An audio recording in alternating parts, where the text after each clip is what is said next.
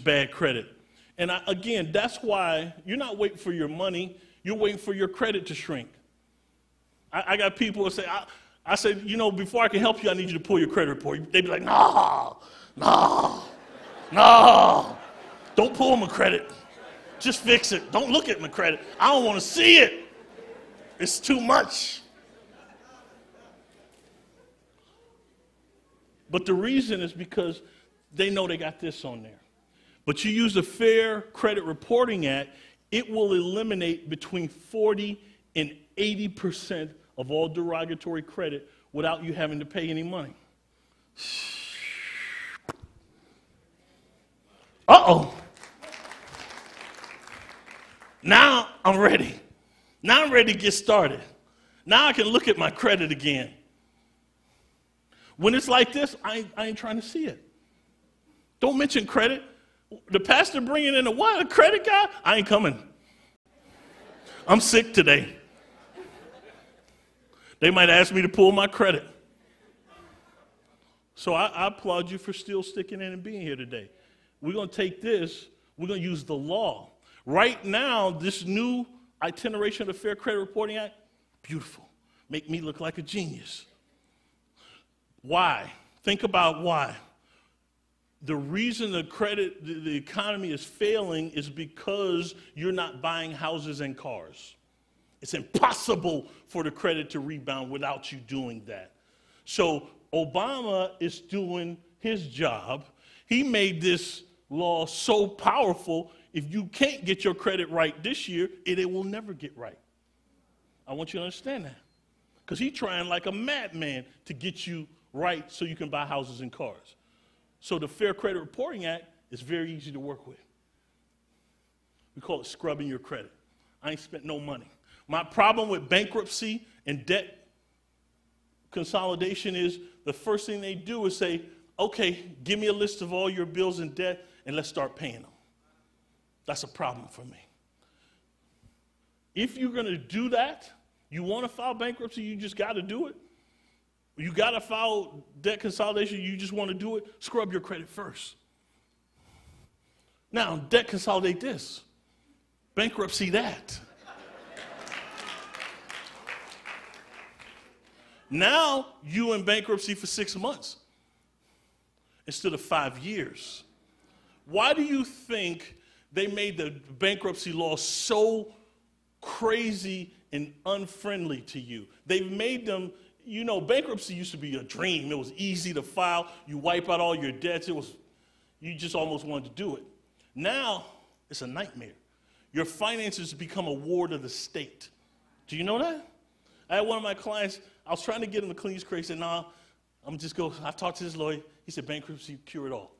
He signed up for bankruptcy. What he didn't realize was he also had he had some investment accounts through his job. They asked him to liquidate those accounts. He had a car that was paid for. They said, bring us the keys to the car. We're going to give you the bankruptcy, but we're going to take everything you got. Okay? So now he's like, I need to get out of this bankruptcy. Okay? So the first thing I want to do is scrub. Then if I can't handle this in a timely fashion, and I mean a year, you shouldn't have debt that you can't handle in 6 to 12 months. You got me? So if I can't handle this, then maybe I'll consider it. But I think I'm all right with this.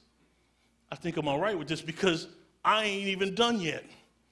Okay, we scrubbed down to here. What we going to do with this? Some of this right here is mostly bad debt. I want you to understand, I want you to write down the difference between good debt and bad debt. The reason you think you're in debt is because you don't understand what debt is. Good debt is any debt that's open and active and you are less than 3 payments behind. That is the only debt you should be paying. That's the only debt you should be paying. Bad debt is everything else. Once you are past 120 days, you should not be paying that bill.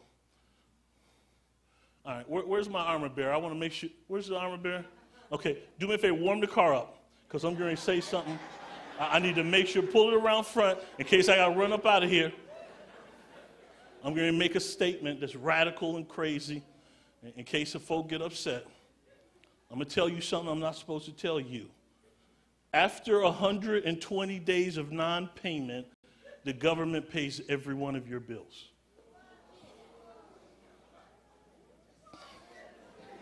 Where you at? After 120 days, all of your bills are paid. You already know that, though. I'm going to show you because it's according to the power that's in you. You already know this. You already know this. Let me prove it to you now. I don't want you to take my word for it. Let's walk through this because this is very important. After 120 days, what happens? You have a credit card. Let's start with a credit card. I haven't paid it for 120 days. Now let me stop right here before we go into this and teach this. Is it all right if I teach them this? Okay. Because I don't want y'all to be acting up with this knowledge. I don't want to turn y'all into a monster. I'm going to tell you about a monster. Before I teach this, I'm going to tell you about a monster. My best friend in Maryland is a monster. Crazy monster. Now, I'm 49. We went to college together. I'm 49. Since I've known him, he has never paid for a car, and he drives a new car every other year. So what do I mean? How does he do that? This is what he do. He go into the lot, he buy his car, he never makes the first payment, he drives it until they repo it, and then he called me up. Hey, Doc, I got a repo on my credit. Can you help me out? I was like, man, come on. Man, Doc, I couldn't help him, man. I cleaned the repo off his credit. Guess what he do? He go buy another car, and then what he do? He drive it for as long as he can with no payment, and then he called me up again. That's the only time I'm guaranteed to hear from him. Got it? That's a monster. That's not what we're looking to do. We have to be good stewards. Do you understand? I'm not teaching you to circumvent the system. I'm teaching you to control it, to master it at a whole nother level. But first, you got to get out from under, and it's good that you've gone through this because now you will know how to help other folk. I'm behind this ministry 100%. If I could get you to really take this and turn on your power and utilize it, I want you to understand the light that you will shine to the rest of the world. Do you understand? Our witnessing, you have to bring people in to see this man and to get their spirits right and to get saved. But sometimes that's difficult in this world because they're looking at us like, what you got, I got. What good is that? How's it helping you? So you need something sometimes in an extraneous sense to show people that we working it out.